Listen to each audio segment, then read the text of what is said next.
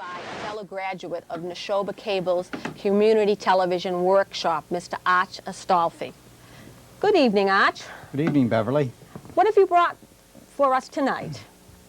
Well, Beverly, as we finished our workshop, I got the idea that since Danvers is so rich in history, that a segment about the historic places in Danvers would be quite appropriate. History in our backyard, so to speak. And I've always been interested in local history, and this would give me a chance to learn more about it and also help the community learn more about it. And of course, the Rebecca Nurse house is ideal as a starter. So I got busy on it, and here it is.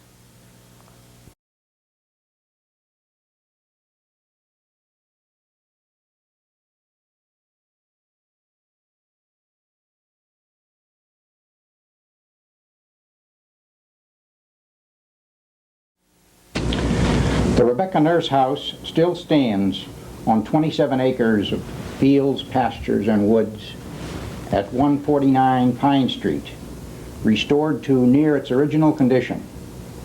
It is probably the best known historic place in Danvers.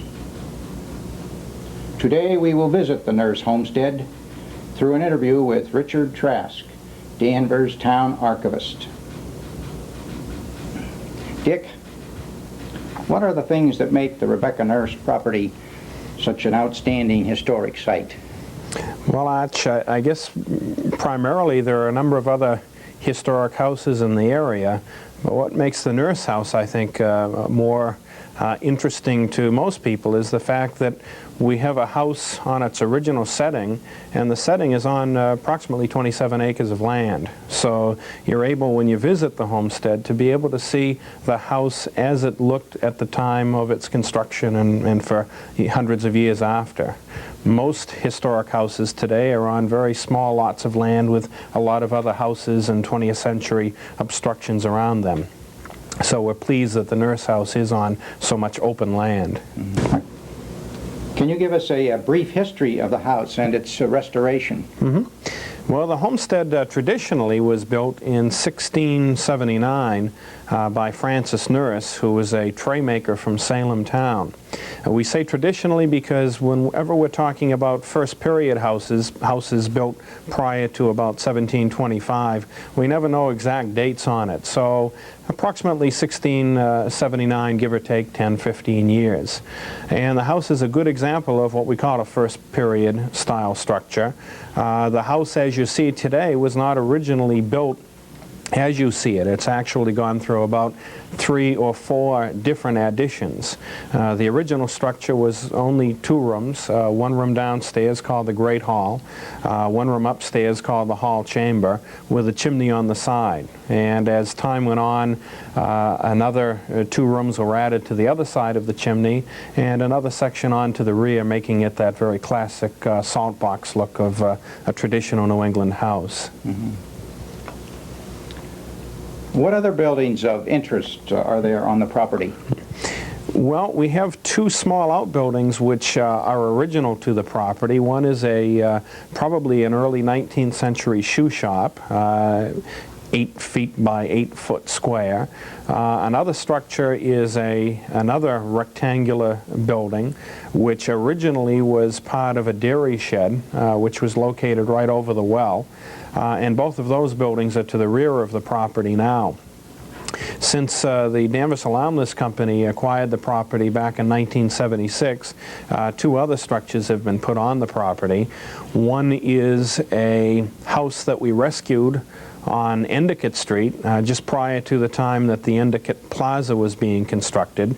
There was a house there that dated from the 17th century, which a number of us got permission to dismantle back in 1973, and about 5 years ago we re-erected it on the Nurse property in the location where the original barn to the Nurse property was located. And what we've done is we've cladded the outside to make it look like a barn, whereas the inside of the structure we're developing as a museum showing the history of architecture of the 17th century. Very interesting. Then one other building that we have on the property is a reproduction of the 1672 Salem Village Meeting House. And that was used about 3 years ago when PBS production company did a production called Three Sovereigns for Sarah concerning the witchcraft hysteria. And I had the opportunity to be historical consultant for that production. And one of the sets needed was a reproduction of the Salem Village Meeting House. And at a cost of something in excess of $75,000, they built that structure there. When the production was done, for $1, they gave the item to us, and we now use it as a visitor orientation center. Great. Very good.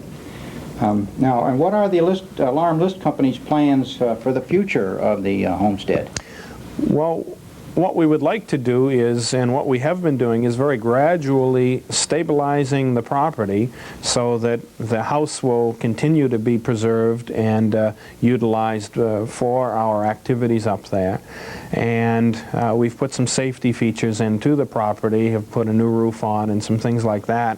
What we're hoping as a long-range goal is to develop that 30-acre parcel as a period working farm of the 1760 era, so that when people go up there they can see what it was like in 1760 for Danvers farmers to live. Yeah. Now, Dick, I understand that there is a family cemetery on the property and where Rebecca Nurse is buried. Can you tell us about that?